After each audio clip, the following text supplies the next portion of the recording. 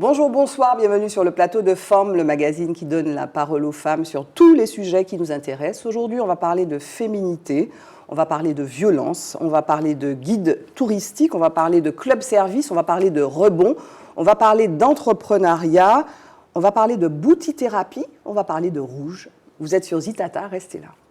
Femmes. Femmes. Femmes. Femmes. Femmes. Femmes. Femmes. Femmes. Femmes, femmes, femmes, femmes, femmes.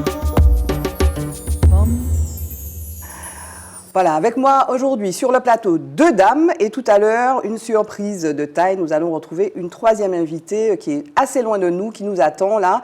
Ce sera dans la rubrique Focus. En attendant, je vous présente mes 2 invités sur le plateau, avec nous sur le plateau de Zitata.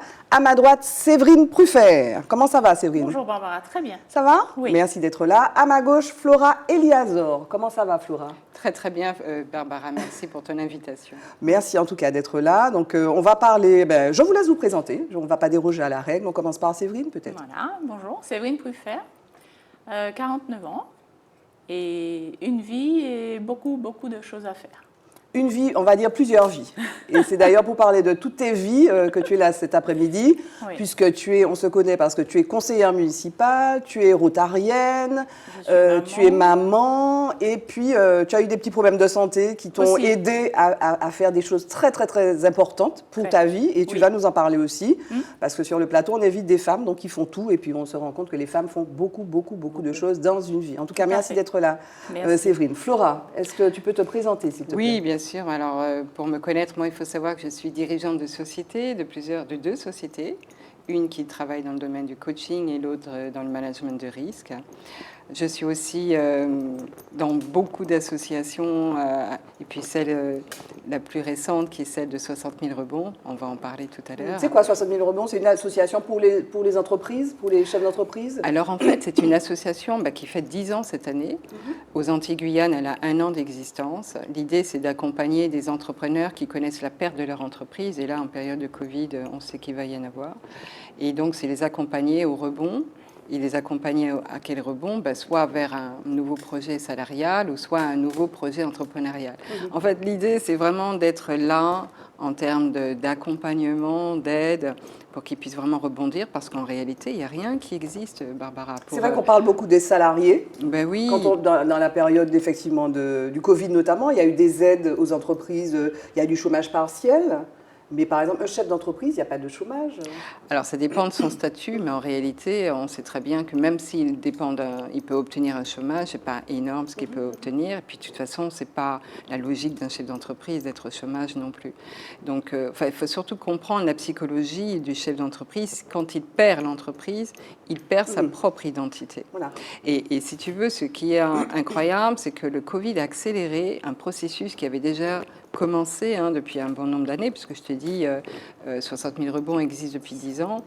On s'aperçoit que le Covid a montré que il fallait mettre le focus sur le chef d'entreprise, parce que en réalité, il est le moteur de l'économie en réalité. Donc si lui, il n'est pas bien, pas en bonne santé, dépressif ou autre, ou qui connaît plein de problèmes personnels ou professionnels, quelque part, c'est l'entreprise aussi qui peut tomber, et qui empathie. Et si elle empathie, ça veut dire c'est aussi combien, non seulement de salariés, mais tout l'environnement autour de l'entreprise. C'est vrai qu'on en parle, on a entendu un petit peu parler de cet aspect des choses quand les restaurateurs ou les responsables de clubs de sport tirent la sonnette d'alarme en disant attendez, nous on est fermés avec le couvre-feu, etc. et c'est catastrophique. Mais c'est vrai, du point de vue, disons, interne en fait, de comment le chef d'entreprise vit ça de l'intérieur, non seulement parce qu'il n'a pas de boulot, il a du mal à payer les salaires, et puis il se pose des questions sur l'avenir. Donc voilà. C'est ça.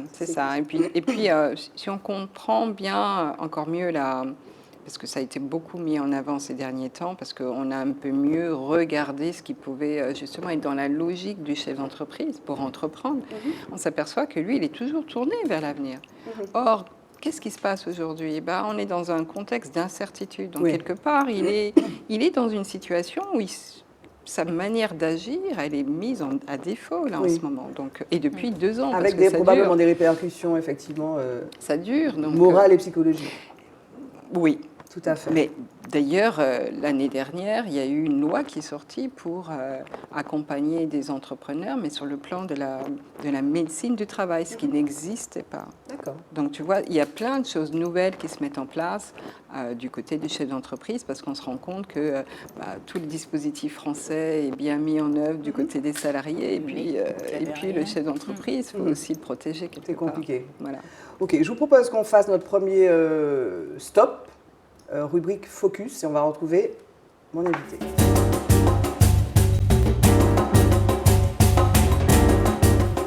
Notre rubrique Focus, je vous ai promis une surprise qu'on va retrouver. Maïmouna, est-ce que tu es avec nous en direct de Berlin? Bonjour, bonsoir Maïmouna, parce que c'est le soir pour toi, il y a 5 heures de plus, n'est-ce pas? Comment ça va? Ça va très bien, merci. Et vous? Nous, super, on est dans une ambiance un peu climatisée, donc il fait probablement moins froid que chez toi à Berlin. Ok.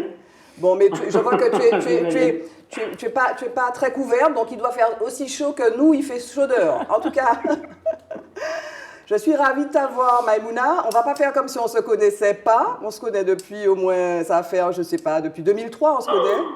Voilà, ça va faire 20 ans, 19 ans qu'on se connaît. On s'est connus donc sur des plateaux de traces. On a fait des émissions ensemble. Tu présentais Africa. On allait dans la rue à Château-Rouge ou à Château d'Eau. Et puis on alpaguait. On était dans les salons de coiffure. Et puis tu interviewais des stars du Dombolo. Ouais. Et là, tu vas nous parler de Je me relève. Parce que moi, j'ai lu ton livre alors qu'on s'est fréquenté quelques temps. Hein, et je ne savais pas le 25e de ce qu'il y a dans ce livre. Tu es une femme, mes chapeaux, quoi. Tu es une femme extraordinaire qui s'est relevée de sans violence, de viol, qui s'est relevée d'excision, qui s'est relevée d'agression à sa psychologie de femme, de sœur, de maman. Tu as tout connu. Et je dis ça, j'ai les poils qui se hérissent, quoi, voilà. Tu n'es pas une madone, mais tu es Maïmouna. Et voilà, comment tu as trouvé la force de vivre tout ce que tu as vécu, quoi? Tout ce que tu as vécu en tant que jeune fille malienne. Alors, je vais faire le pitch vite fait parce qu'il y a 300 pages, donc 354 pages. Donc, tu es une enfant de France qui a grandi donc en France, mais qui est née au Mali, c'est ça? Et Non, tu es née en France, pardon. Tu es née en France et tu es retournée au Mali. C'est là d'ailleurs que tu as été excisée. Il faut parler de cela. Et puis, bon, tu as vécu dans la cité de la Grande Borne. Et donc là, avec des histoires, avec tes amis, tu étais noire dans un environnement de blanc. Donc tu as été vue aussi comme quelqu'un de noir. Tu as été rejetée. Après, tu as été vue aussi comme une femme dont on pouvait abuser, qu'on pouvait toucher, qu'on pouvait harceler, qu'on pouvait violenter. Tu as vécu ça. Et puis aujourd'hui, tu fais de la boutithérapie, tu remues tes fesses, et avec toi, plein de femmes remuent leurs fesses, parce que la délivrance se situe là. Est-ce que j'ai bien fait de dire ça? Dans le mouvement. Dans le mouvement. C'est génial, c'est exactement ça. Mais justement, c'est en fait, c'est le fait de se réapproprier son corps, en fait. Là, de bouger des fesses, de bouger du bassin, enfin, cette partie du corps qui m'a tellement de fois été abusée, violée, voilà, saccagée. Mais en fait, le fait de danser avec les fesses, donc à travers les danses, le dombolo, le coupé décalé, le raga dancehall, c'est une manière pour moi de me réapproprier mes forces, ma puissance et mon corps aussi. Et de le connaître enfin et de le respecter enfin. Parce qu'avant, je pensais que c'était normal de subir des violences. Je pensais que toutes les femmes subissaient des violences et qu'on était là pour ça. Jusqu'au jour où je me suis rendu compte que... Mais tout à fait. Mais ce qui est assez un peu gênant, en fait, ou qui est difficile à comprendre quand on lit ton livre, c'est qu'il y a cette ambivalence. À un moment, tu dis que tu aimes le sexe, c'est-à-dire tu vis ta sexualité avec naturel et tu n'as aucun problème à dire que tu aimes le sexe, et tu as subi ces choses-là. Mais l'un peut exister à côté de l'autre. Comme si tu avais finalement accepté l'intégralité de ta personne. Et c'est possible. Les femmes peuvent vivre les deux, et sans culpabilité. Et ça j'ai trouvé ça un petit peu particulier, quoi, en fait. Moi, je trouve que c'est important, on ne parle pas beaucoup du désir féminin. Tout à fait. On nous a toujours exposé comme voilà, un désir pour l'autre, et jamais on ne parle pas assez du désir qu'on peut avoir. Moi, à l'intérieur de moi, j'ai beaucoup de désirs, voilà, plusieurs désirs, dont les désirs sexuels. Et j'arrivais à faire la part des choses quand je me faisais violenter, et quand je prenais du plaisir. Et c'est quelque chose qui peut tout à fait cohabiter. C'est vrai que quand on est traumatisé, on a l'impression qu'on... Enfin, après, ça dépend des personnes, mais on a envie de tout rejeter. Mais non, parce que moi, je sais que dans le sexe, il y a aussi de la puissance. Et c'est ça qu'on vient nous voler quand on vient nous violer, en fait. Et donc, on a de la puissance qu'on peut aller chercher nous-mêmes. Et quand on va assumer notre sexualité, on va assumer nos désirs, c'est aussi un autre moyen de récupérer sa force et sa puissance et voilà, et de se sentir plus forte, quoi. Mais alors, il s'est passé quelque chose récemment. Tu as fait un flash mob avec tes boutiquilleuses, boutiquilleuses, hein, voilà, sur la place de la République à l'occasion, enfin il y a quelque temps, c'était le 25 novembre, à l'occasion de la Journée internationale contre les violences faites aux femmes, précisément. Et puis, il y a quelqu'un qui a filmé ça, et puis ça s'est retrouvé sur Internet, et Sophia Aram de France Inter, qui disons-le tout net, elle nous a fait une espèce de billet un peu de petite bourgeoise parisienne, très éloignée de la réalité des choses, a voulu te mettre en concurrence avec les féministes. Comme si, en fait, finalement, il y avait encore ce tabou sur cette partie basse de notre anatomie qui s'appelle le bassin, quoi. Et dans toutes les danses du monde, il y a cette part de féminité qu'on assume. C'est quand même extraordinaire, ça, quand même, qu'au XXIe siècle, on en soit encore à justifier qu'une femme puisse bouger ses fesses, quoi. C'est bizarre, non? Ouais. Bah oui, on a l'impression que, enfin, ça fait comme des vagues, quoi. C'est un peu comme ça.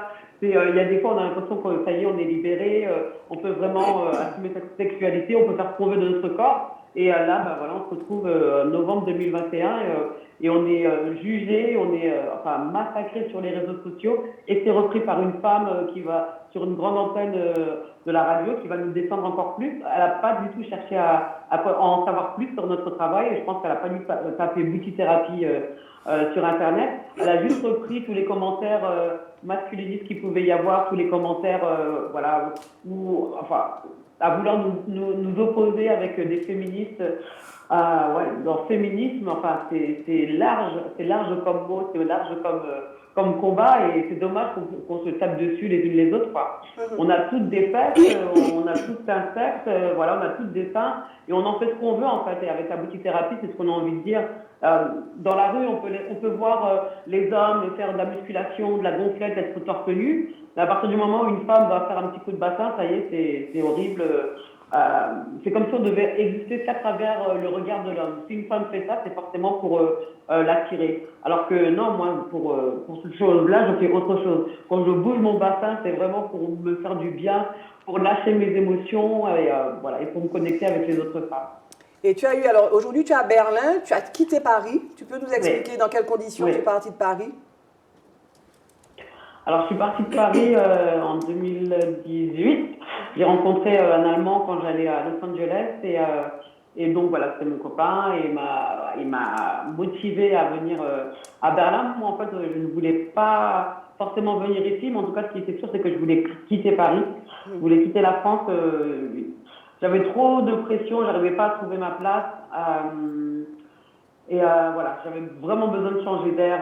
Pour moi, c'était, enfin voilà, ça devenait invivable. Il fallait que j'aille faire un point sur ma vie, prendre du recul et tu as écrit ce livre. Retrouver. Parce qu'il faut dire et j'ai écrit ce livre dès que je suis arrivée à Berlin. Oui. Est-ce que les attentats de 2015 ont été le déclic aussi qui t'ont poussé à faire ça? Parce que il faut le dire, tu es la sœur de Amédi Coulibaly qui s'est fait connaître et malheureusement qui a été à l'origine du harcèlement dont tu as aussi été victime.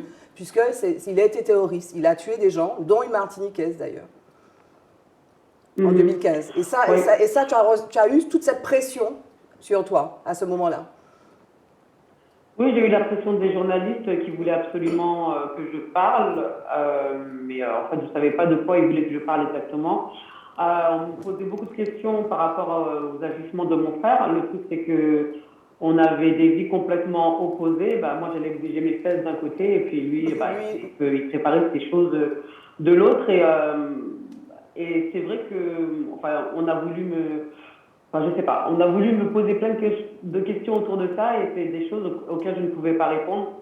Et c'est vrai que j'étais aussi à la recherche de moi-même, parce que tout d'un coup, tout le travail, tout ce que j'avais construit avant n'existait plus. On ne voyait qu'à travers cette image-là. Et il fallait que j'aille me retrouver. Et je pense que c'est ce qui a fait que j'ai pu j'ai eu ce grand besoin de faire un travail d'introspection et c'est de cette façon que j'ai pu travailler sur ce livre. Et aujourd'hui, donc, ce livre est un aboutissement. La dernière fois qu'on s'est vu, je te disais, mais tu es déjà en train d'écrire la suite, non? Parce que écrire, ça a été pour toi aussi c'est comme la boutithérapie, c'est presque aussi une thérapie, non? Oui, c'est sûr. L'écriture, c'est étrange parce que à la fois quand on écrit, quand on va traverser les différents traumas, on souffre énormément. On est en train de ressentir les odeurs, d'avoir toutes ces sensations, de ressentir toutes les émotions qu'on a peut-être pu cacher, qu'on a peut-être pu étouffer au moment où ça s'est passé. Et là, en fait, on les revit si c'est pas 5, 10, 100 fois plus fort. Mais quand on a réussi à faire ça, derrière, en fait, on est comme libéré. C'est quelque chose que j'ai réussi à mettre sur le côté. Et il y a plus d'espace pour la création. En moi, il y a plus d'espace pour être moi-même, en fait, sans avoir apporté tous ces traumas que je me travaille depuis des années. En tout cas, et puis on rappelle, donc, tu es danseuse, tu es prof de danse, tu as écrit, tu fais du théâtre et tu as écrit aussi du théâtre. Le mot de la fin, ce qu'il faudrait retenir de toute cette vie, en fait, cette partie de vie, parce que tu es quadra, quoi, tu es un peu plus quadra, guère plus, il me semble. Oui, j'ai 46 ans. Qu'est-ce qu'il faudrait retenir? Qu'est-ce que tu as envie de dire à nos amis IES et IS aujourd'hui? Ce que j'ai envie de dire, c'est que quand on a traversé des violences, il y a toujours possibilité de se relever. C'est sûr qu'un bon entourage, c'est bien. Et même si on n'a pas ce bon entourage, à l'intérieur de nous, on a cette force. On a cette puissance naturelle qui est là, qui peut nous permettre de se relever. Voilà. Et moi, mon truc, c'est la boutithérapie, quoi. Donc, bougez vos fesses. En mode zouk, en mode raga dancehall, là, pour rester au niveau de la Martinique, et en mode dombolo. En mode belay. Nous, on a aussi le belay. On a le belay. On a le mabello, par exemple. C'est des danses, les mabello, voilà, des danses de la fécondité. On a des mouvements comme ça, Donc, on te voit bientôt en Martinique, n'est-ce pas? Ah bah oui, j'espère. Hein. On va organiser ça. Tu vas venir nous faire un cours de boutithérapie, Maïmouna, s'il te plaît. Avec plaisir. Avec plaisir, dit Séverine, entraîneur. Ah oui. Ah oui, moi aussi. On organise, on fait Moi ça sur aussi. le plateau Zitata, Maïmouna. Je te dis au revoir, on te dit au revoir. Au revoir, merci beaucoup pour votre accueil. Merci Au revoir. Maïmouna, à très bientôt. Merci. Ah oui, merci. Et bonne nuit. Hein. À bientôt. Oui, merci. On regarde. En fait, on avait prévu une vidéo qu'on va regarder. On l'a pas regardée, on la regarde. Et on te libère après, oui.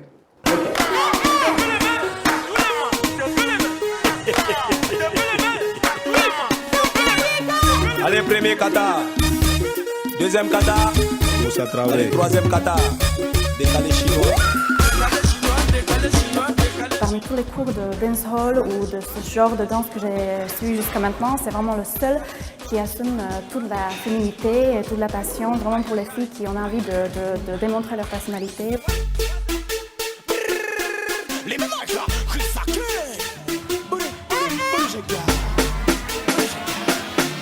me suis redécouverte, j'ai l'impression d'avoir redécouvert mon corps. Je pense que beaucoup de personnes et beaucoup de femmes, en l'occurrence, ont besoin d'assumer leur part de féminité et ça leur permet aussi de prendre confiance en elles. Et c'est deux choses hyper importantes pour pouvoir évoluer dans la société et se sentir bien dans sa peau.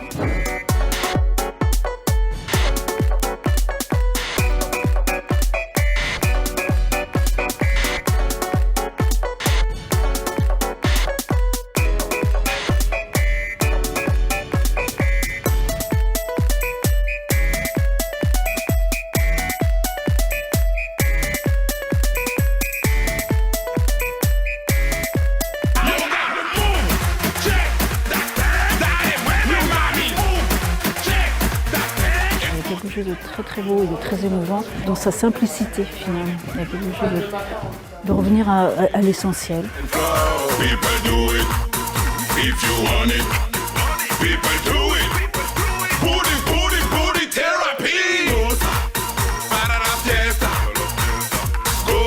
Moi, je suis prof de fitness et c'est pour avoir une corde de plus à mon arc. C'est vraiment parce que le concept me parle vraiment et qu'elle a fait un carton auprès de mes élèves.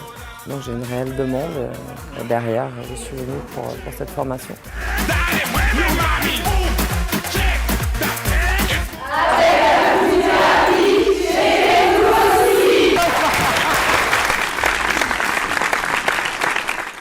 Voilà, jingle, mot de forme avec mes deux autres invités, Séverine et Flora.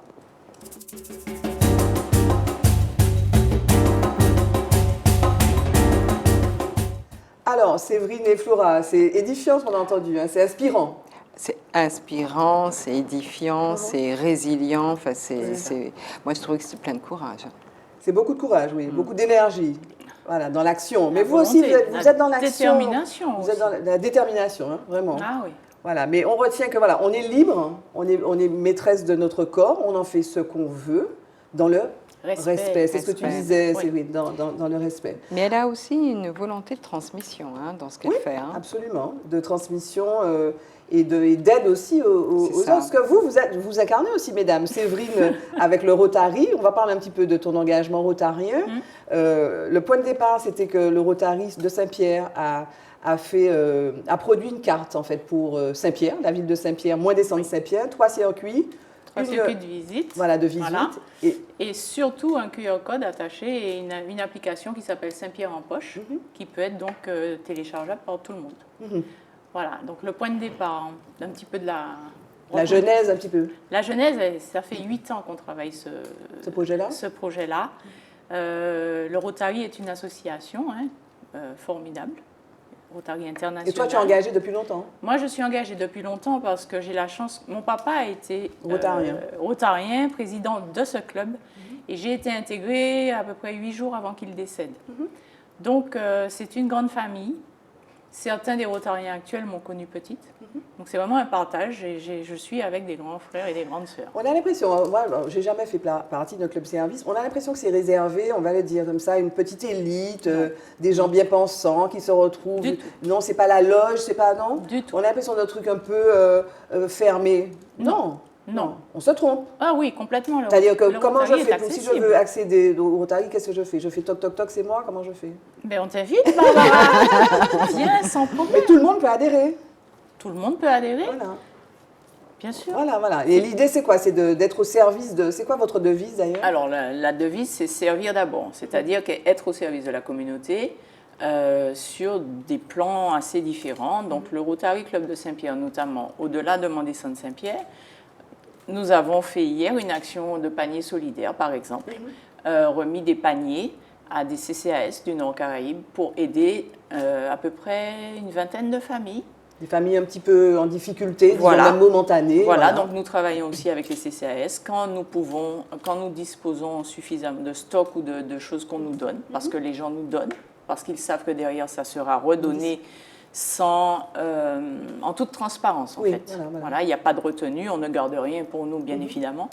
Et donc, hier, voilà. Il y a aussi Madiflora aussi. Il y a Madiflora, donc qui est la foire horticole qui se passe sur le Nord-Caraïbe. Il y a également le Martinique Job Training, qui n'est pas un dating, mais qui permet donc aux jeunes de se préparer à un dating. Voilà, écrire le CV, se présenter, etc. On a aussi le prix annuel du lycéen, qu'on travaille avec le lycée de Bellefontaine et le lycée Anicet. Voilà, où le Rotary Club de Saint-Pierre permet d'avoir des bourses aussi pour cette jeunesse. Et on les suit ensuite, une fois qu'ils sont partis, là où ils vont faire leur... Et vous avez aussi travaillé, enfin, autour de Saint-Pierre, vous avez aussi été à l'origine de Trajectoire, cette fresque aussi de Hector Charpentier. On a été aussi à l'origine du label Ville d'art et d'histoire de la ville de Saint-Pierre. En 1990. Voilà. Le Rotary est aussi à l'origine, dès les années 70, du fameux Mai de Saint-Pierre, qui est devenu maintenant... Une institution. Une institution à Saint-Pierre, voilà, absolument. Donc en fait, il y a un engagement. Toi, tu ne connais pas le Rotary, mais tu connais la JCE. Moi, j'ai connu la JCE. C'est le même type de... Pas exactement, pas exactement. C'est la jeune chambre économique. Oui. Oui, on n'est pas un club service, on est une association au service de la communauté. Voilà, Voilà. on n'est pas un club service, mais on connaît, il y a beaucoup de liens et puis il y a beaucoup de Rotariens Qui sont anciens venus. membres de la Voilà, Jeune Chambre économique, absolument. et notamment à Saint-Pierre. Absolument. Et notamment même le maire de Saint-Pierre. Donc, Coucou, monsieur le maire. Voilà, donc- qui est passé par la JCE. Mais c'est vrai que ce sont des endroits où transitent effectivement des gens de bonne volonté qui veulent C'est ça. agir au service de la communauté. Et on y apprend beaucoup. Toi, tu y as appris beaucoup, Flora, à la JCE. Ah, moi, j'y suis restée une bonne dizaine d'années et en fait, c'est tout ça qui m'a permis de me développer parce que tout ce que j'ai mis au service de la communauté, ben, en fait, ça m'a servi aussi à moi. À quoi ça t'a servi précisément dans ton cheminement personnel de chef d'entreprise? D'abord, de prendre la parole, d'être en contact de personnes que j'aurais pas contactées ou rencontrées autrement, finalement, de prendre conscience aussi des problématiques qui pouvaient être aussi à développer sur nos territoires, et puis surtout, quelles sont les actions que l'on peut mener, un peu comme le fait le Rotary. Aussi, cette question de l'intérêt général. Moi, j'étais pas à ce point... tu n'as pas compris, tu n'avais pas cette vision aussi large. En fait, c'est pas que j'avais pas la vision aussi large, c'est que quand on est dedans, on prend encore plus conscience de ce que ça peut nous apporter en fait à soi. Et du coup, cette notion d'engagement, je me suis rendu compte que ça devenait une valeur pour moi. Pas simplement une manière d'agir, mais une vraie valeur à laquelle j'étais en fait très concernée. Voilà. Et d'ailleurs, dans mon métier de coach, la question d'engagement est aussi importante. Voilà, c'est non seulement l'engagement de tes chefs d'entreprise, ton engagement auprès de tes partenaires, et puis ton engagement associatif aussi, avec 60 000 rebonds. C'est ça. Voilà. Et en fait, ce dont je me rends compte, c'est que quand tu es dans l'engagement pour l'intérêt général, ce que tu mets en œuvre, en fait, est plus important que toi. Oui. C'est ça l'intérêt. C'est-à-dire que tu le fais, non pas pour toi, tu le fais pour vraiment l'ensemble de la communauté. Et le bénéfice que tu en as, tu ne peux pas l'imaginer, parce qu'en réalité, il est insoupçonné, parce que ça te permet tout simplement de développer ton potentiel. Moi, le potentiel que j'ai développé, c'est que je n'avais pas conscience que j'avais une forme de leadership en moi, que j'avais en fait les capacités, par exemple, à prendre la parole, que j'avais les capacités à faire adhérer les personnes aux idées, aux projets, voilà, et que de surcroît, j'avais aussi des capacités à mettre en place un métier, et notamment à devenir coach. Parce qu'en fait, la Jeune Chambre économique, pendant 10 ans, m'a tout simplement préparé, non seulement finalement à prendre moi-même les rênes de ta propre entreprise, de ma propre entreprise, et en plus de développer un métier autour de coaching. C'est vraiment à cause de ça ou grâce à ça? Entre autres, pas que ça, mais en tout cas, ça a été un bon processus, un bon moyen de m'entraîner à le faire. Et aujourd'hui, tu es aux côtés des chefs d'entreprise. Alors, c'est quoi comme coaching? C'est un coaching sur le business model, c'est un coaching sur les études de marché, c'est un coaching sur du développement personnel, du leadership, du management, c'est quoi? Alors, tu fais bien de poser la question parce que aujourd'hui, il y a des coachs qui font de tout. Non, moi, je me suis développée sur ce qu'on appelle le corporate coaching, ce qui veut dire le coaching en entreprise. Et puis, en plus, moi, connaissant bien tout le fonctionnement de l'entreprise, je suis plutôt axée sur le management du dirigeant, sur sa façon à lui de communiquer, sur l'équipe de direction, c'est-à-dire finalement cette équipe de direction, quelle est la stratégie, le projet sur lequel elle travaille avec le chef d'entreprise. C'est aussi sur les relations dans l'entreprise. Et puis plus généralement, c'est aussi finalement l'entreprise, elle a été créée avec quelle vocation, avec quelle raison d'être. Et donc, est-ce que cette raison d'être, les métiers qu'elle développe, est-ce que ça agit sur le territoire. Voilà. Et est-ce que ça agit de manière durable sur le territoire? Comment tu définirais, question d'abord à Séverine puis à toi, comment on définirait d'après toi, Séverine, le management moderne? Le management efficace. Alors, tu sais pas? Non. Bon, tu n'as pas. Bon, moi non plus, c'est pour ça qu'on va poser la question à la coach. C'est quoi Madame la coach, c'est quoi management moderne, s'il te plaît?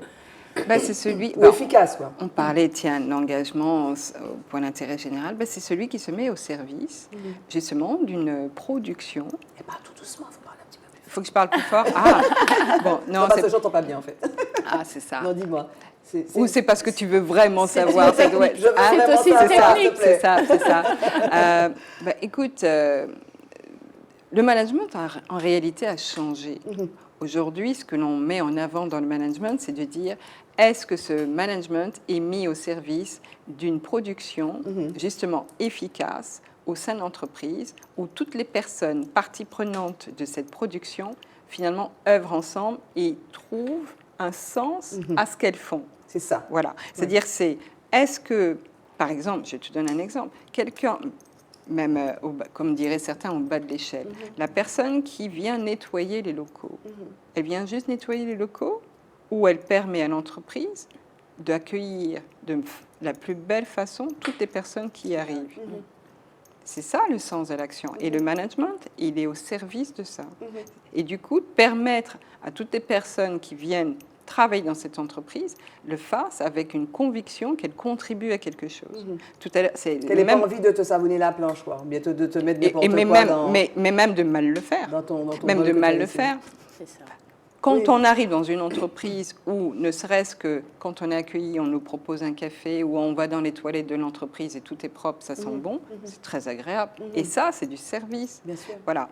Donc, il n'y a pas de petits métiers, tous les métiers sont utiles. C'est vraiment important de bien comprendre ça. Et donc, le management, il est autour des métiers et de la production de l'entreprise. Voilà. Donc, si on veut un management efficace, moderne, ce management qui arrive à faire partager à chaque entité, à chaque élément de cette entité, qu'est l'entreprise, le sens, la direction, l'objectif et partager une vision, en fait. C'est ça. La vision, voilà, ça. tout à fait. Ça. Tout à l'heure, tu as parlé d'engagement. Je voudrais revenir avec Séverine sur la notion d'engagement, qu'elle incarne aussi. Donc, on a parlé du Rotary, ton engagement au Rotary de Saint-Pierre, mais tu es aussi conseillère municipale à la ville de Saint-Pierre. Oui. Et je veux juste te partager avec toi, tout à l'heure, j'écoutais avant de venir ici à la radio, sur RCI, il y avait des points de vue des gens qui s'expriment sur l'actualité. Il y a une dame qui disait « Ouais, les politiques, il n'y a pas qu'à faire rien bon, nous aller de l'avant, il n'y a pas qu'à faire rien bon, nous. » Qu'est-ce que tu penses de ça? Moi, qu'est-ce que tu penses de cette vision qui est sans nuance, en fait, tu vois? Et sans nuance, on a l'impression que les politiques sont vilipendés, qui sont tous là pour... Non, toi, tu es conseillère municipale depuis quelques années. C'est mon deuxième mandat. C'est ton deuxième mandat et tu es engagée, c'est un engagement. Qu'est-ce que tu as envie de dire à ces gens qui disent ça? Je ne sais pas. Qu'on fait tous de la politique, finalement. La personne, oui, on est engagé auprès d'une certaine population forcément reconnue. Pour moi, c'est Saint-Pierre. Que tout le travail engagé ne se voit pas forcément. Donc le rôle de politique ne va pas se réduire, entre guillemets, à boucher des trous, à changer une ampoule et à être dans la rue. On a énormément de travail qui se fait en mairie, en réunion, en amont, les financements, les choses comme ça. Et ça, les gens ne perçoivent pas toute cette partie du travail accompli parce que ce n'est pas la vision et puis ce n'est pas la politique qu'on développait non plus avant. On a une idée aussi de la politique qui n'est pas tout à fait la même. Là, on essaye de rentrer dans une autre vision. On est encore dans une autre vision, effectivement, où le politique, eh bien, il travaille des dossiers. Bien sûr. Il n'est pas uniquement dans la rue. Et puis, d'une part, et puis après, j'ai envie de dire, il y a les politiques professionnelles qui sont payées. D'ailleurs, on pourrait se demander s'ils sont suffisamment payés, d'ailleurs. Hein, parce qu'on a l'impression qu'en France, le truc, comme si on avait atteint le plafond. Je veux dire, moi, je vois le métier de maire, par exemple, c'est extraordinairement prenant. Oui. Et les maires, ils ont un autre job à côté. On se demande comment ils font. Mais souvent, ils sont obligés de le mettre de côté. Hein. Mais oui, ils sont obligés de le mettre de côté. Donc, il faut arrêter ça. Personnellement, je suis contre ce type d'approche. Je dis, voilà, c'est voir vraiment les choses par le petit bout de la lorgnette. Oui. Ce sont des activités qui sont désintéressées. Il y a des fois comment tu appelles ça? Des défraiements. Des défraiements, mais ça gagne pas d'argent. Un conseiller municipal ne gagne pas d'argent, un maire ne gagne pas beaucoup d'argent. C'est pas un métier. Et puis s'il en gagne, ce serait normal, parce que quand on voit la complexité de ces boulots-là. Et donc, voilà. Donc, il faut arrêter, mesdames et messieurs, de dire ça. Ça m'a choqué. Oui. Et effectivement, et toi, tu es l'exemple de je ne sais pas combien. Il y a plusieurs dizaines de conseillers municipaux à Saint-Pierre. Il y en a des centaines et des centaines en Martinique. Ce sont des engagements, un peu comme effectivement les clubs-services. Tu donnes de ton temps parce qu'il y a un truc qui s'appelle la cité et puis des gens qui s'appellent les citoyens. Et on est engagé dans le même bateau. Voilà. On est dans le même bateau, mais on ne fait pas tous la même chose non plus. Non plus. Voilà, j'ai des collègues qui ont des délégations qui sont beaucoup plus importantes. Bien sûr. Donc, qui sont plus souvent sur le front aussi. Bon, moi, j'ai le tourisme et l'artisanat, je dirais qu'il y a beaucoup à faire aussi. Il y a beaucoup à faire aussi. Absolument. Mais après, je fais beaucoup de réunions. Bien je ne suis pas tout le temps dans les rues de Saint-Pierre à me promener. C'est clair. Moi, je vois, juste pour parler de Saint-Pierre 2 secondes, quand on va, il y a un chantier d'ailleurs qui est organisé à Saint-Pierre, mais dans d'autres communes, le chantier par exemple de l'éclairage public. On sait que c'est ancien, que c'est voilà, ça fait c'est Monsieur Planchette qui fait ça depuis. Ça fait 6 ans. Il le traîne le truc, c'est compliqué. Et on y arrive. À l'arrivée, c'est du travail, c'est des heures après le boulot parce qu'il a notre travail. Et donc il faut arrêter, il faut avoir une vision qui soit une vision, j'ai envie de dire, qui soit plus nuancée, plus documentée. Aller chercher peut-être plus de bienveillance aussi. En tout cas, bravo à tous les conseillers municipaux de Saint-Pierre et de Martinique et de France qui sont engagés, qui sont à l'écoute de la population. Alors, tout n'est pas parfait, parce que tu es une femme comme une autre. Et d'ailleurs, on va parler tout à l'heure, tu es une maman, et je veux qu'on parle, parce que c'est pas une maman, n'importe quelle maman. Alors, petit jeu de ping-pong. Flora, la balle est à toi pour parler de... Des mamans. Chez maman donc, aussi. Pour parler des 60 000 rebonds, donc cette association dont tu es la présidente ici, parce que c'est une association nationale, et donc qui aide. Explique-nous concrètement comment vous intervenez auprès de ces chefs d'entreprise qui, avec la crise, ont été vraiment malmenés. En fait, on accompagne les entrepreneurs qui ont déposé le bilan, c'est-à-dire qu'ils ont liquidé leur entreprise ou qui ont perdu leur entreprise avec une cession, par exemple, à 1 ou 0 euros. Et l'idée, c'est vraiment de leur proposer un accompagnement gratuit sur une durée même de 2 ans, hein, donc c'est quand même longue durée, avec un programme qui est structuré, qu'on décline de la même façon qu'il est décliné dans toutes les autres régions de France, à savoir l'accompagnement individuel avec un coach professionnel bénévole de l'association et un parrain ou une marraine qui lui ou elle, est un chef d'entreprise qui se met donc au service de cet accompagnement. Et tous les deux, donc le coach et le parrain, accompagnent l'entrepreneur en rebond. L'idée, c'est que le coach accompagne pour l'entrepreneur pour lui permettre de retrouver de la confiance, de faire aussi le bilan, le deuil aussi de la perte de l'entreprise. Mine de rien, c'est important qu'il tire expérience en fait de ce qui s'est passé. Et une fois que ce travail-là est fait, il peut un peu mieux lever la tête et se dire, ben voilà, maintenant vers quoi je vais aller, parce que l'idée, c'est évidemment de l'amener à rebondir. Mais tant qu'il est dans la perte, il ne peut pas rebondir. Donc le parrain ou la marraine va son rôle va consister à lui dire bon, ben maintenant que tu es prêt au rebond, c'est quoi tes projets, sur quoi tu veux aller, c'est quoi l'objectif, et donc en permanence, un peu comme un mentor, j'ai envie de dire comme ça, va vraiment le conduire étape par étape à créer en fait son nouveau projet. Voilà. Et puis, est-ce que c'est facile d'ailleurs ce moment où, parce que c'est comme une perte, quoi, en fait. Tu as travaillé pour faire ta boîte. Tu es en difficulté. Et il se dit d'ailleurs qu'il y a de plus en plus de liquidations. Là on n'a pas encore pris la mesure de l'effet du Covid. Il y a plusieurs choses qui se passent. Alors, si tu me donnes 2 minutes pour vraiment bien expliquer la situation. En fait, jusqu'à novembre 2021, on était plutôt dans une période plutôt comme ça, ou voire même plutôt comme ça en termes de nombre d'entreprises défaillantes. Donc, qui déposaient le bilan ou bien qui étaient en redressement judiciaire. Pourquoi ? Parce qu'en fait, il y avait déjà beaucoup d'aides et puis surtout, les tribunaux n'étaient pas encore en situation de travailler au même rythme qu'il était avant le Covid. Sauf que là, maintenant, la situation est en train de changer, c'est-à-dire que les aides sont en train de diminuer. Elles sont encore un peu présentes sur nos territoires parce qu'il y a une chose beaucoup ne savent pas, mais le fait d'être en couvre-feu fait qu'on est toujours aidé. Oui, c'est un critère qui n'est pas anodin. En fait, on est en urgence sanitaire. Voilà, en urgence sanitaire. Donc, oui, mais avec couvre-feu. Oui, ce qui veut dire couvre-feu veut dire qu'on empêche certaines entreprises de travailler. Fonctionner. D'accord ? Donc, du coup, il y a des aides derrière.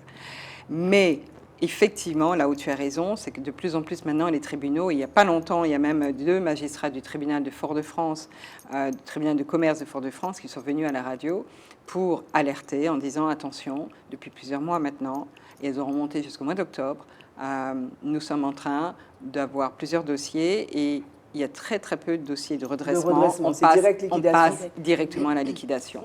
Et ce qu'il faut comprendre, pourquoi ça devient quand même majeur, la situation, c'est que vous allez vraiment toutes les deux être d'accord là-dessus. Si on dit liquidation d'entreprise, ça veut dire aussi perte d'emploi. Ce n'est pas que la perte de l'entreprise. Donc là, ça veut dire, du point de vue économique, attention.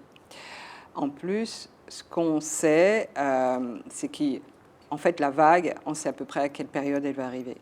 Elle va arriver en 2022 et à partir de septembre. D'accord. Donc, en réalité, le plus grand nombre d'entreprises, Martinique, Guadeloupe et Guyane, parce qu'en plus, on va le vivre en même temps sur les 3 territoires, Et donc c'est pour ça qu'on se dit, ouf, heureusement qu'à un moment donné, quand on a voulu créer l'association, on n'a pas dit on l'a créée uniquement en Martinique, non, on a dit d'entrée de jeu, on a créé Antilles-Guyane, comme ça, toutes les forces vivent, on les met en synergie dès le départ, pour qu'elles comprennent que là, il faut agir. Parce qu'il faut vraiment qu'on soit en protection du chef d'entreprise, parce que sinon, à un moment donné, en fait, qu'est-ce qu'on va perdre? Parce que si on regarde la démographie, on est en baisse de personnes et on est en train de vieillir, on est une population vieillissante. Si en plus on perd les chefs d'entreprise, qu'est-ce qui reste?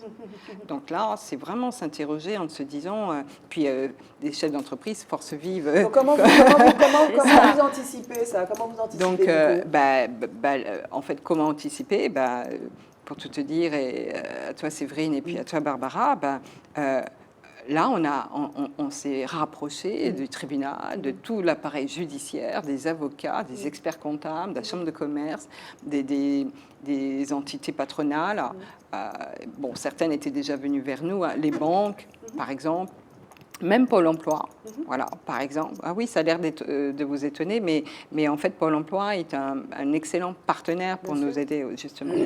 Et en fait, on s'aperçoit que tous ces acteurs peuvent devenir finalement des prescripteurs pour nous, c'est-à-dire nous dire on a telle personne, on a tel entrepreneur, voilà, et surtout dire que 60 000 rebonds existent. Parce qu'en réalité, ce que nous voulons, et je l'ai dit ce matin d'ailleurs avec les acteurs du MEDEF Guadeloupe, c'est que pourquoi la cause du rebond nous est importante, c'est qu'on veut éviter le suicide des entrepreneurs. Or, c'est un sujet tabou, le suicide des entrepreneurs.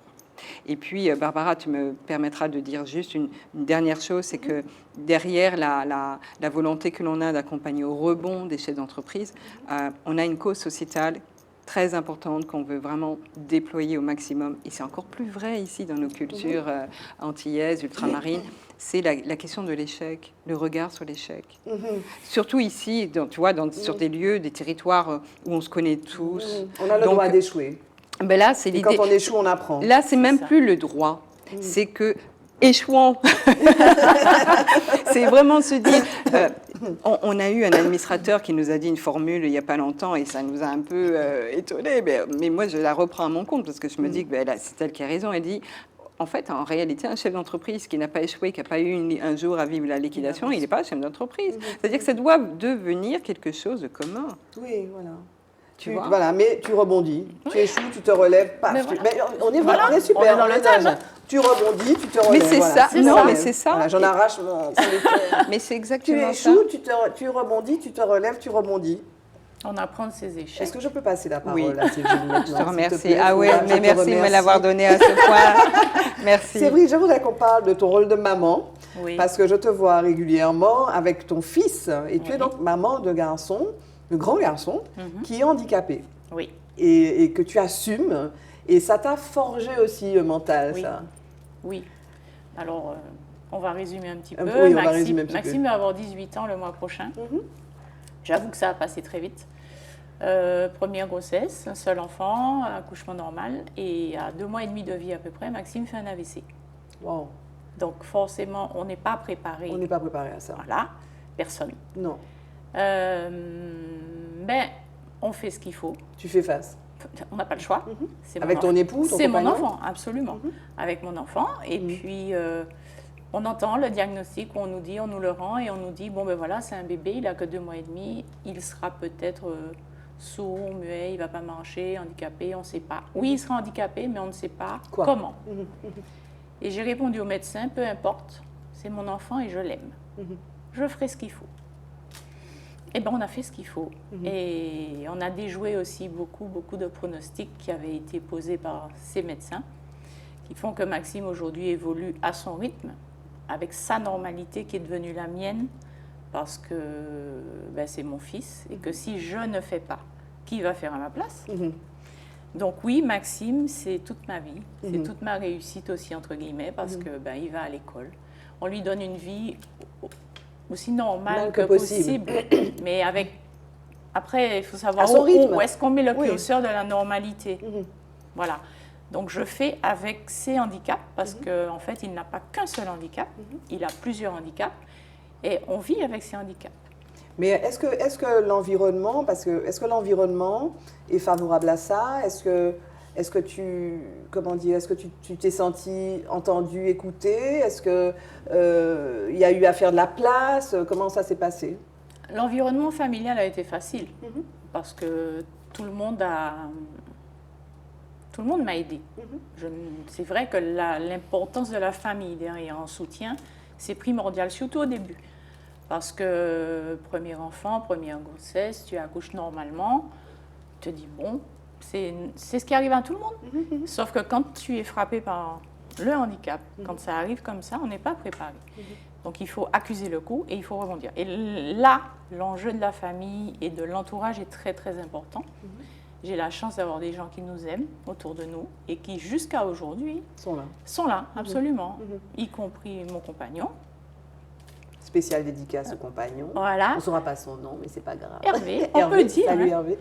Et non, mais c'est important. Oui, bien sûr. Parce que d'être soutenu. Voilà. Oui, parce que j'ai eu droit à plein de critiques, forcément, quand on commence à faire le deuil aussi de l'enfant qu'on a porté, qu'on a imaginé et que voilà, c'est pas un processus qui est facile. C'est clair.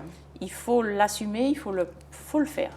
Je l'ai fait et j'ai pris le parti surtout d'aider Maxime, c'est-à-dire de le pousser au maximum des capacités. Comme on ne savait pas quelles seraient ses capacités, on est parti de rien. C'est-à-dire que c'est un enfant à qui on a appris à se retourner tout simplement dans son lit. Faire répéter des gestes pour que l'enfant de lui-même se retourne. Il a marché très tard. C'est un enfant qui a marché vers 4 ans à peu près, ce qui est tard. Aujourd'hui, je l'emmène partout avec moi parce que je ne veux pas le cantonner non plus. Je ne veux pas le cacher. C'est pas voilà, le handicap, ce n'est pas une honte. Non. Donc, il a des capacités, il y a des choses qu'il peut faire, il y a des choses qu'il ne peut pas faire. Eh bien, j'essaye de l'emmener au maximum à ce qu'il peut faire. Alors, dernier mot avec Séverine, parce que vous savez qu'il nous reste peu de temps. On a dit déjà beaucoup de choses, mais il nous reste peu de temps. Je voudrais que tu nous parles en quelques mots aussi, parce que c'est vraiment, on parlait de résilience, hein, on parle d'engagement, c'est aussi un engagement. Séverine, quand je l'ai connue, enfin quand je l'ai envoyée à l'époque, Séverine avait quelques kilos en trop. Et Séverine a perdu quelques kilos en quelques mois parce que tu avais un problème de santé, un problème de rein, enfin d'insuffisance rénale, un peu caractérisé. Et puis tu as fait ce qu'il fallait, tu as perdu 38 kilos 35 kilos. 35 kilos. À aujourd'hui. Parce que la guérison passe entre guillemets par là, parce que je n'ai pas voulu juste me résoudre à prendre des médicaments ou à partir en dialyse. C'est vrai que quand le néphrologue m'a annoncé que j'avais une insuffisance rénale déjà avancée, je l'ai pris vraiment comme le couteau sous la gorge. C'est qu'est-ce que je fais? Parce que je n'ai pas envie forcément de finir en dialyse avant 50 ans. Je n'ai pas 50 ans. Et j'ai la chance d'avoir un très bon médecin qui m'a bien expliqué les choses. Et je suis rentrée chez moi, j'ai accusé le coup. Et puis, je me suis dit, bon, là, personne ne peut faire pour moi. Donc, j'ai pris des décisions, j'ai appliqué ce qu'il m'a dit. Je suis suivie, évidemment, hein, je ne fais pas ça. Tu ne fais pas de régime, elle ne fait pas de régime. Non. Elle a une hygiène alimentaire et de vie. Ce n'est pas un régime, parce que si je veux maintenant protéger mes reins, c'est à vie. C'est une hygiène alimentaire, c'est du sport, c'est pas d'opération, c'est pas de médicaments non plus. Hein. C'est vraiment, j'ai fait des choix et je les assume. Mais je suis aidée par les médecins, par une nutritionniste, etc. Je suis encadrée. Je fais pas ça non plus comme ça. Mais puis ce que je fais pour moi me réussit à moi. C'est pas dit que ça réussira à tout le monde. Bien sûr. Voilà. Mais en fait, ce que je veux retenir de ce que tu nous dis, de tout ce qu'on a dit depuis cet après-midi, on est vraiment sous le signe finalement de la détermination et de l'engagement pour soi, parce que là en réalité c'est pour toi que tu fais ça. Maïmouna, c'est pour elle qu'elle a fait ça. Toi, c'est les entrepreneurs, ils viennent te voir, ils viennent se faire coacher, c'est pour eux.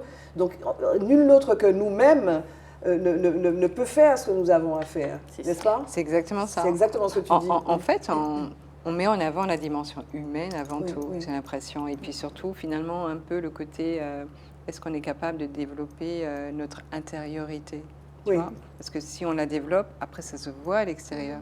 Moi, j'ai l'impression que c'est ça. Et au fait, bravo. Moi, je suis très touchée. Et puis, il y a quand même ça se voit à l'extérieur, mais on est quand même aussi tourné vers les autres. Ah, toujours. Dans ce que tu Toujours. fais vis-à-vis de ton fils, vis-à-vis des autres, des administrés, vis-à-vis de tes partenaires, tes collègues du Rotary, toi aussi, en fait, c'est ça. Hein. C'est un sens de la générosité, du don, en fait. Mon Dieu, mais cette émission est presque religieuse. C'est hein. vrai. Mais non, mais tu sais, ce sont des valeurs, ce sont des choses qui sont en perte de vitesse. Des valeurs humanistes. Ah oui, mais complètement. C'est ça. Mais de toute façon, enfin, on ne peut pas faire ces choses-là si, premièrement, on ne s'aime pas, on n'a pas travaillé un peu l'estime de soi. Parce que je suis persuadée que tu aurais posé la question et tu l'aurais dit, quelle est la valeur que tu te donnes? Et tu aurais dit, mais au centuple. Mais ce n'est pas de la prétention de dire Non. ça. C'est plutôt une compréhension que nous avons de la valeur, on a un potentiel. Et ce potentiel, est-ce qu'on le met au service des autres? C'est ça la question. Aussi. Mais il faut s'auto-estimer d'abord. Ah, ben, ça, Il faut s'auto-estimer ah oui, tu peux pas Il faut pas comprendre apporter ça, aux mais autres. c'est pas évident. On le Ouais. dit, c'est-à-dire, je le dis, j'ai l'impression que c'est facile, mais prendre conscience de ce que ça veut dire au fond, s'auto-estimer. Il faut vraiment que tous on fasse ce travail-là. Mais en fait. Ouais. Barbara, Mm. si tu veux qu'on fasse la boucle, là je veux vraiment mettre ma casquette de coach, on ne peut s'estimer et avoir compris son intériorité que si on est face à beaucoup d'adversité. Et ce que tu as montré là sur ce plateau ce soir, enfin cet après-midi, c'est ça, c'est que finalement, est-ce que les épreuves sont un bon moyen d'aller comprendre qui nous sommes? La réponse est oui. Oui. Mais on est des humains aussi, donc on est les seuls à être confrontés autant d'adversité. Mais parfois, Oui. mais c'est pour ça que le chemin de la résilience, c'est ça, c'est que est-ce qu'on a compris que ça avait du sens, Oui. les difficultés, les épreuves que nous puissions vivre, et que du coup, on était après en mode, si je l'ai vécu, ça veut dire que vous qui avez des difficultés ou autre chose, vous pouvez aussi Donc, rebondir, vous transcender pouvez ça, c'est aussi devenir résilient, vous pouvez aussi accompagner des enfants, vos enfants, certes avec des situations de handicap, mais pour autant ils sont en vie et ils ont une vie Et à ils sont mener. heureux. Et ils ont une vie à mener. Profondément. Oui. Voilà, et ils Et sont ils ont heureux. une vie à mener. Et les parents peuvent aussi Mais être ça heureux. veut dire aussi, excuse-moi, parce qu'il nous reste très peu de temps, ça veut dire aussi qu'il faut qu'on déconstruise nos certitudes. Quand Evelyne a mis au monde son enfant, il a fallu déconstruire ça. Et ça veut dire qu'il faut qu'on soit capable de ça, en fait. Et on n'est pas toujours capable de ça. Mais voilà, on devrait avoir tous un coach. Hein. Non, oui, Il faut oui. savoir Il faut s'asseoir en face de soi-même. De soi-même, oui. Savoir ce qu'on veut. Et moi, souvent, je ne sais pas ce que je veux, mais je sais ce que je ne veux pas. Et ça me permet de faire le chemin inverse et de trier et de garder ce qu'il faut. Ça demande beaucoup d'humilité aussi. Quel est l'homme qui vous a le plus influencé, Séverine? Papa. Pourquoi? Mon papa. Oui. Parce que mon papa, c'était un homme de partage. Et depuis petite, il me dit, tu as, partage, donne, donne. Et c'est resté ancré. Et le Rotary, c'est pas un hasard non plus. Et l'envie d'aider, c'est pas un hasard non plus. L'exemple t'a été montré. Oui. Et toi, Flora? Bah, tu vas t'étonner, moi c'est mon fils. Pourquoi? Parce que mon fils, il était mon coach. Ah oui. Quand il est né, il t'a coaché. Ah oui. Tu apprends des choses quand tu es un enfant. Tu te dis, il m'a d'accord. obligé à chaque fois de me dire à telle étape, quel moment je suis, à quelle étape, quel moment je suis, je t'assure. Aujourd'hui, il est adulte, il est lui-même Comment il s'appelle? papa. Il s'appelle Frédéric. Hommage à Frédéric. Hommage Ah ouais, à il va Frédéric. adorer. Moi, j'aime bien quand on fait des dédicaces. Ah ouais, spéciales il comme va ça aux adorer. garçons. Voilà, hommage à Frédéric qui nous regarde. Ceci. Bon, jingle, Merci. avant le mot de la forme. Oui. Je dis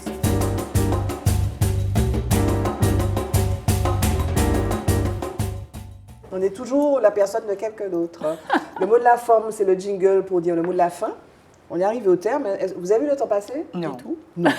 Mais c'est quand même le moment de se séparer, Séverine. Le mot de la forme, ce serait quoi le mot de la fin?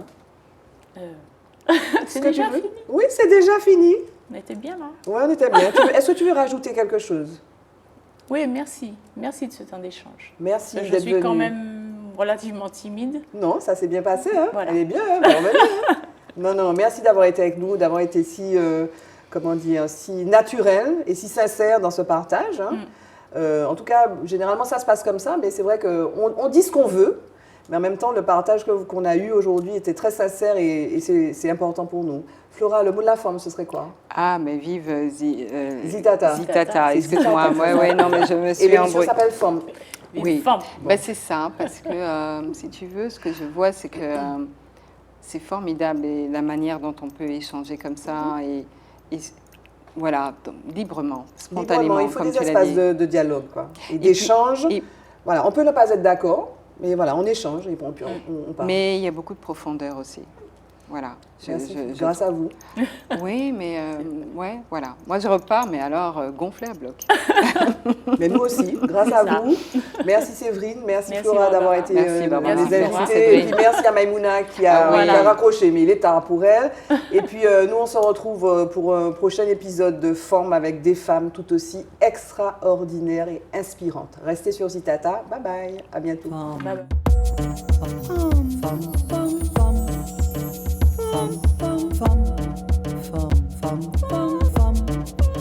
Femme.